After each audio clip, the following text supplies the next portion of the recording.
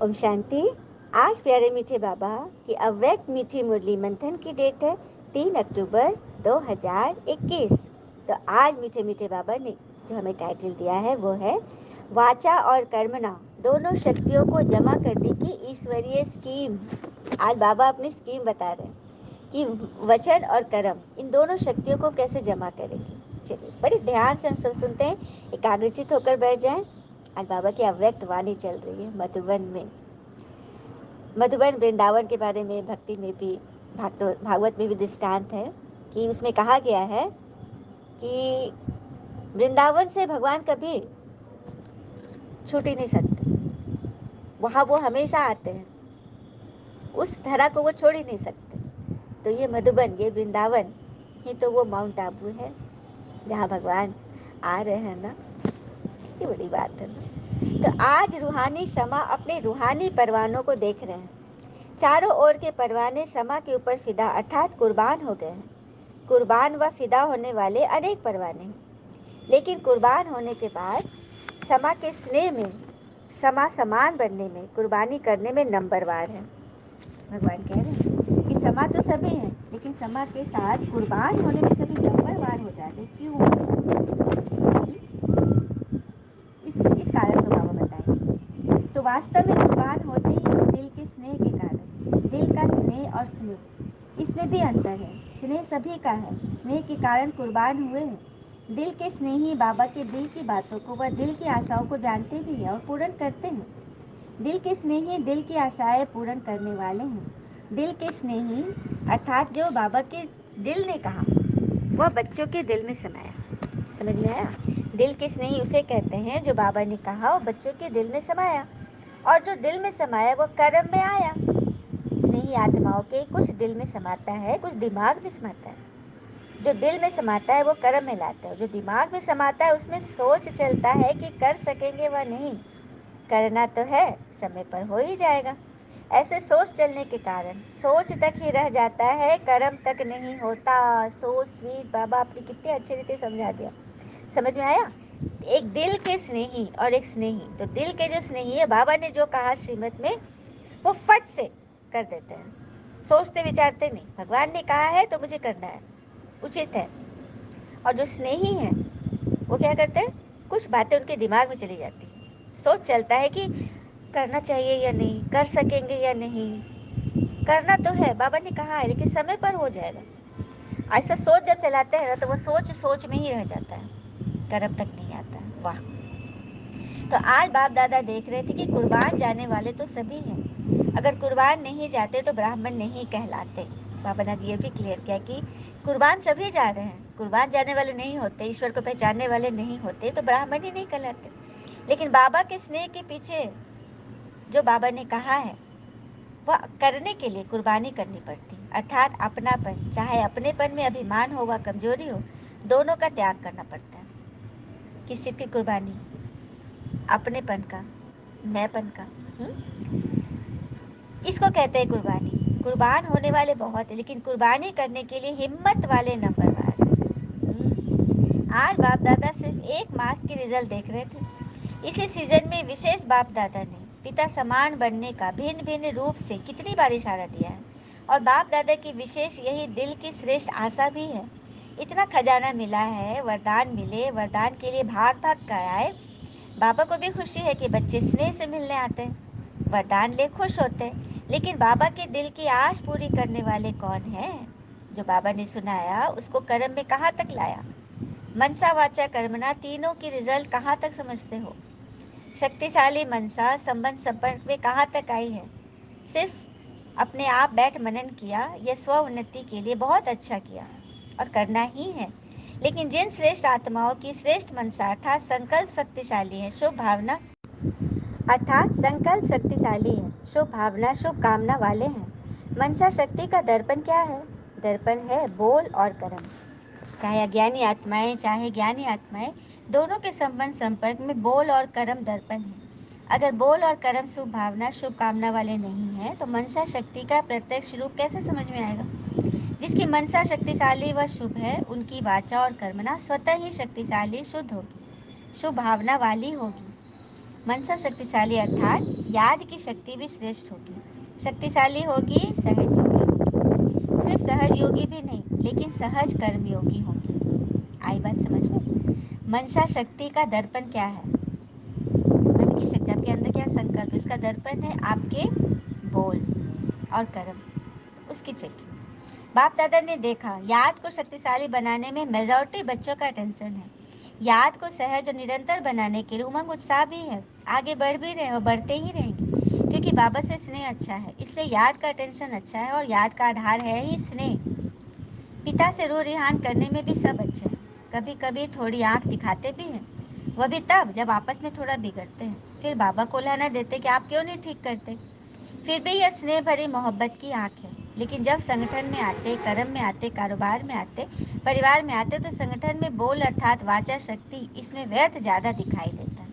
भगवान कह रहे, कई आत्माएं मुझसे तो कह देती हैं आप क्यों नहीं ठीक करते, लेकिन जब कर्म में आते, व्यवहार में आते, तो उसमें व्यर्थ ज़्यादा दिखाई दे जाता है। वाणी की शक्ति व्यर्थ जाने के कारण वाणी में जो बाबा को प्रत्यक्ष करने का जौहर था, वह शक्ति अनुभव करानी चाहिए थी, वह कम होता है।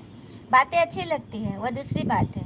बाबा की बातें रिपीट करते हो तो वह जरूर अच्छी होगी, लेकिन वाचा की शक्ति व्यर्थ जाने के कारण शक्ति जमा नहीं होती है।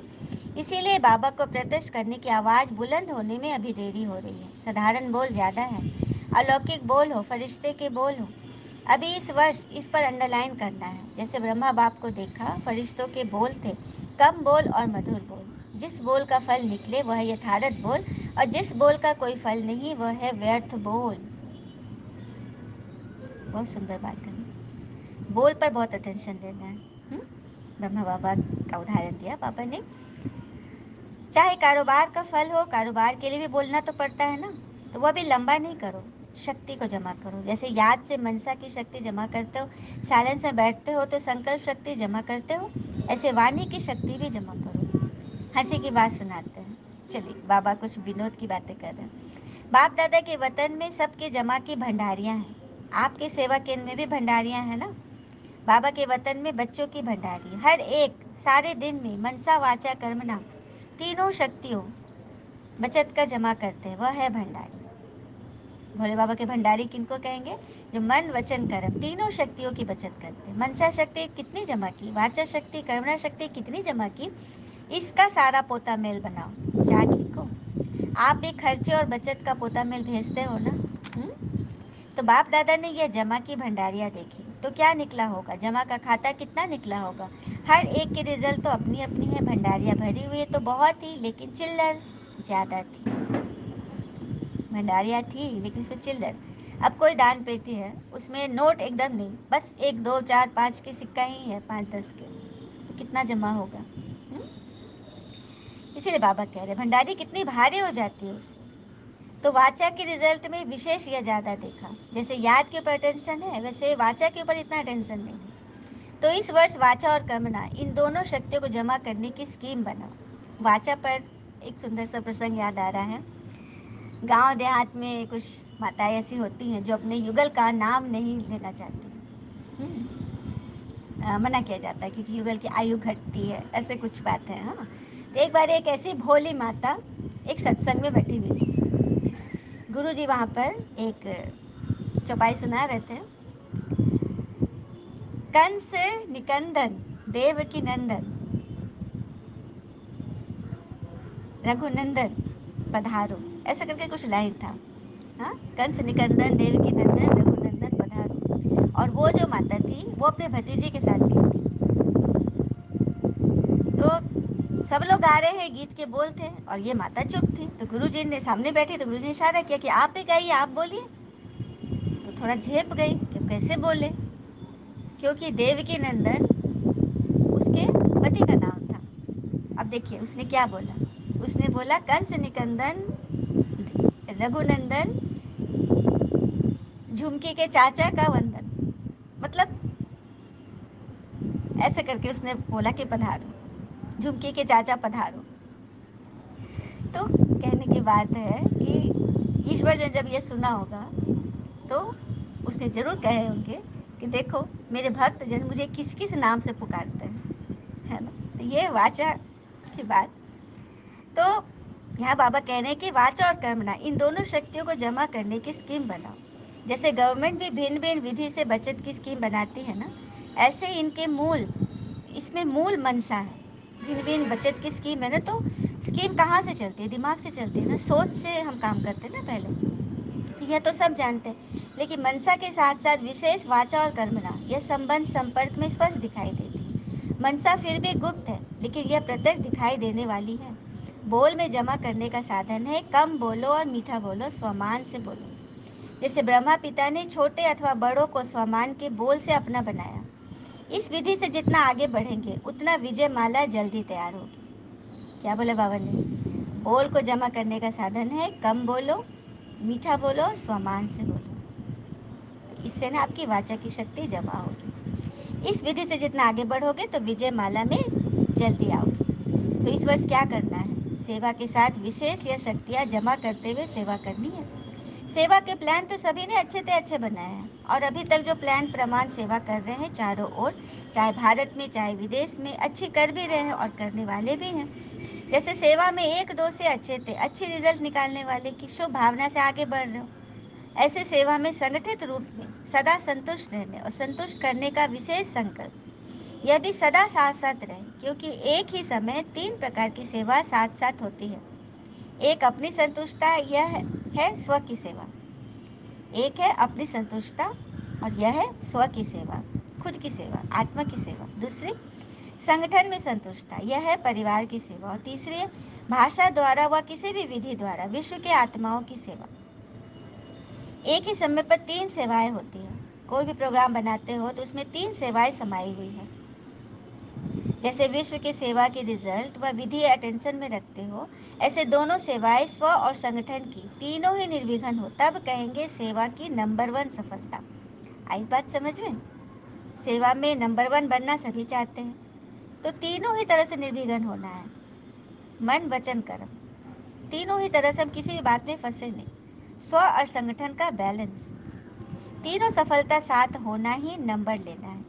इस वर्ष तीनों सेवाओं में सफलता साथ साथ हो, यह नगाड़ा बजे। अगर एक कोने में नगाड़ा बजता है तो कुंभकर्णों के कानों तक नहीं पहुंचता। ओहो, कुंभकर्ण के बारे में क्या भ्रांति है कि वो 6 महीना तक सोता था, और उसको उठाने के लिए कितने नगाड़े बजाए गए थे, कितने सारे सैनिकों ने उसमें काम किया था। कोई एक जाता उठाता तो कभी उठता? कभी नहीं। वही बाबा कह रहे हैं, चारों तरफ से नगाड़ा बजेगा तब ये कुंभकर्ण जगेंगे जो ज्ञान अंधकार की निद्रा में सोए हुए। कितना भी जगाओ तो उठते ही नहीं, जानते ही नहीं, मानते ही नहीं।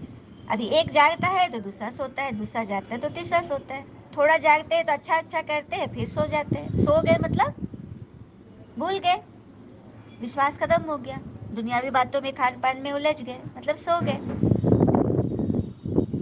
हाँ, लेकिन जब जाग जाए वो मुख से, वह मन से अहो प्रभु कहे और मुक्ति का वर्षा पावे, तब समाप्ति होगी। सबको जगाना है, जागेंगे तब तो मुक्ति का वर्षा पाएंगे। देखो मुक्ति तो सभी को चाहिए, मुक्ति तो सभी को चाहिए ना। हाँ, सदगति में कोई कोई आएंगे, 16 कला संपूर्ण बच्चे ही, देवता वाले बनने वाले बच्चे ही आएंगे, लेकिन मुक्ति तो सबको मिलेगी। परम धाम घर आत्मा रूप से शरीर से छूटेंगे तो सभी, मोक्ष मुक्ति तो सबको मिलनी है। सबको जगाना है, बताना है कि भगवान आ गए।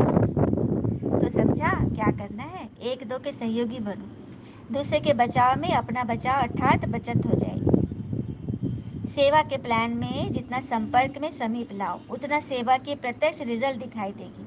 संदेश देने की सेवा तो करते आए हो, करते रहना, लेकिन विशेष इस वर्ष सिर्फ संदेश नहीं देना, सहयोगी बनाना है, अर्थात संपर्क में समीप लाना है। सिर्फ फॉर्म भरा दिया यह तो चलता रहता है, लेकिन इस वर्ष आगे बढ़ो, फॉर्म भराओ, लेकिन फॉर्म भरने तक नहीं छोड़ दो, संबंध में लाना है। सेंटर पर जब लाते हो तो फॉर्म भराते हो ना, सिर्फ फॉर्म भरा दिए मेरा काम हो गया, ऐसे नहीं, संबंध में लाना है, जगाना है उनको एकदम अज्ञान अंधकार की नींद से। जैसे व्यक्ति वैसे संपर्क में लाने के प्लान्स बनाओ, और उसके लिए सोच, अपने दिमाग को चलाओ, प्लान्स बनाओ। और कई आत्माएं इस पर जुटी हुई है। चाहे छोटे छोटे प्रोग्राम करो, लेकिन लक्ष्य यह रखो, सहयोगी सिर्फ 1 घंटे के लिए व फॉर्म भरने के समय तक के लिए ही नहीं बनाना, लेकिन सहयोग द्वारा उसको ईश्वर के समीप लाना है। कितनी बड़ी बात है, कितने अच्छे से बाबा समझा रहे हैं। सहयोगी बनाना सिर्फ फॉर्म भरने तक ही नहीं, एक दिन सेंटर जाने तक नहीं, बल्कि तो हमेशा के लिए दिल के समीप लाना है, संपर्क में, संबंध में लाओ, तो आगे चल सेवा का रूप परिवर्तन होगा। कैसे परिवर्तन होगा? आपको अपने लिए नहीं करना पड़ेगा, आपकी तरफ से संबंध में आने वाले बोलेंगे, आपको सिर्फ आशीर्वाद और दृष्टि देनी पड़ेगी। निमित्त के लिए बाबा कह रहे कि आपने जो सेवा कर दी, संबंध में जोड़ दिया ईश्वर के, उसके बाद आप सिर्फ सुनो वो लोग क्या बोलते हैं, आप सिर्फ आशीर्वाद वाली दृष्टि रखो। जैसे आजकल शंकराचार्य को कुर्सी पर बिठाते हैं, वैसे आपको पूज्य की कुर्सी पर बिठाएंगे, चांदी की नहीं। धरनी तैयार करने वाले निमित्त बनेंगे और आपको सिर्फ दृष्टि से बीच चलना है, तो आशीर्वाद के बोल बोलना है, तब तो प्रत्यक्षता होगी। आप में पिता दिखाई देगा और पिता की दृष्टि, पिता की स्नेह की अनुभूति लेते ही प्रत्यक्षता के नारे लगने शुरू हो जाएंगे। तो देखा कैसे तैयार होना है, कुछ नहीं करना है। दृष्टि वृत्ति जब शुद्ध हो जाएगी ना, तो सब कुछ दिखाई देगी। अभी सेवा की गोल्डन जुबली तो पूरी कर ली, अभी और सेवा करेंगे और आप देख देख हर्षित होते रहेंगे। जैसे पोप क्या करता है, इतनी बड़ी सभा के बीच दृष्टि दे आशीर्वाद के बोल बोलते लंबा चौड़ा भाषण करने वाले दूसरे निमित्त बनेंगे। आप कहो कि हमें बाबा ने सुनाया है, उसके बदले दूसरे कहेंगे उन्होंने सुनाया, वह बाबा का है और कोई है ही नहीं। तो धीरे धीरे ऐसे हैंड्स तैयार होंगे, जैसे सेवा के संभालने के लिए हैंड तैयार हुए हैं ना, ऐसे स्टेज पर आपकी तरफ से दूसरे बोलने वाले, अनुभव करने वाले बोलेंगे। सिर्फ महिमा करने वाले नहीं, ज्ञान की गुह्य पॉइंट को स्पष्ट करने वाले, परमात्म ज्ञान को सिद्ध करने वाले ऐसे निमित्त बनेंगे। लेकिन उसके लिए ऐसे ऐसे लोगों को स्नेही, सहयोगी और संपर्क में लाते, संबंध में लाओ। इन सारे कार्यक्रम का लक्ष्य ही यह है कि ऐसे सहयोगी बनाओ जो स्वयं आप माइट बन जाओ और वह माइक बन जाए। आपको सिर्फ शक्ति बनना है और वो आपकी माइक, आपका सहयोगी, आपका दायां हाथ बने। इस वर्ष के सहयोग की सेवा का लक्ष्य माइक तैयार करने, जो अनुभव के आधार से आपके या पिता के ज्ञान को प्रत्यक्ष करे, जिनका प्रभाव स्वतः ही औरों के ऊपर सहज पड़ता हो, ऐसा माइक तैयार करो। समझा? सेवा का उद्देश्य क्या है? इतने जो प्रोग्राम्स बनाए हैं उसका मक्खन क्या निकलेगा? खूब सेवा करो। लेकिन इस वर्ष संदेश के साथ साथ यह ऐड करो, नज़र में रखो कौन कौन ऐसे पात्र हैं और उसको समय प्रति समय भिन्न भिन्न विधि से संपर्क में लाओ। ऐसे नहीं एक प्रोग्राम किया, फिर दूसरा ऊपर से किया, तीसरा ऊपर से किया, पहले वाला वहीं के वहीं रह गया और तीसरे पर आ गए। वाह! ऐसा नहीं कि क ख ग, क को पढ़ाई ही नहीं और हम ग तक आ गए, ये नहीं करना है। एक चीज़ पढ़ो, उससे पूरा वर्क करो, फिर दूसरे पर जाओ। ये होता है। यह भी जमा की शक्ति प्रयोग में लानी पड़ेगी। हर प्रोग्राम से जमा करते जाओ, लास्ट में ऐसे संबंध संपर्क वालों की माला बनाओ। समझा?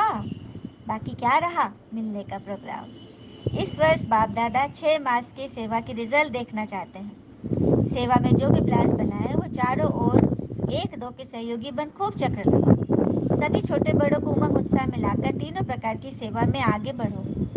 इसलिए बाप दादा ने इस वर्ष में पूरा रात को दिन बनाकर सेवा दे दी। अब तीनों प्रकार की सेवा का फल खाने का यह वर्ष है, आने का नहीं है, फल खाने का है। इस वर्ष आने की नोंद नहीं है। बाबा बार बार हमें समझा रहे हैं कि यह फल खाने का दिन है, तो उमंग उत्साह से सदा आगे बढ़ते रहो।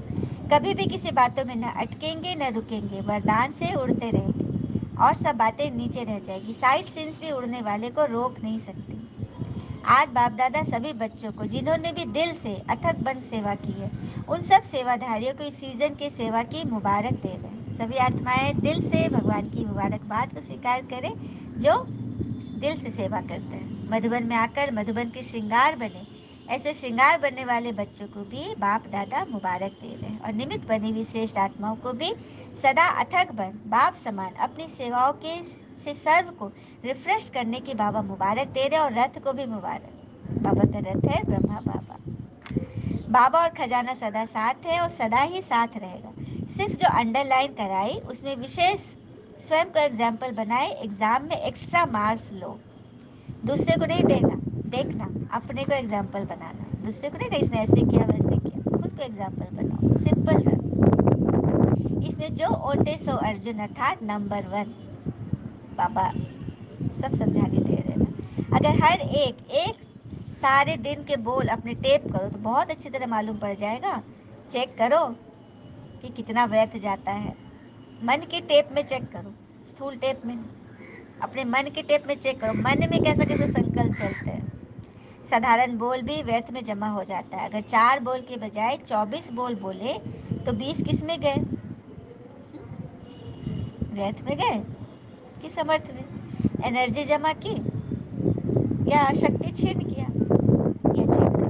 अच्छा, चारों ओर के सर्व कुर्बान जाने वाले रूहानी परवानों को सर्व पिता समान बनने के दृढ़ संकल्प से आगे बढ़ने वाली विशेष आत्माओं को सदा उड़ती कला द्वारा किसी भी प्रकार की साइड सीन को पार करने वाले डबल लाइट बच्चों को रूहानी क्षमा, बाप दादा का याद, प्यार और नमस्ते।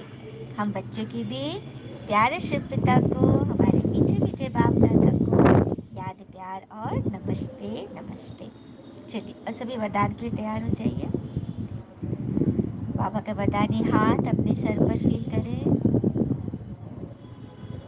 और बाबा की किरणों को अपने पूरे शरीर पर फील करें। बाबा की सतरंगी किरणें हमारे पूरे मस्तिष्क से लेकर पैर के अंगूठे तक संपूर्ण रूप से हमें सराबोर कर रही है।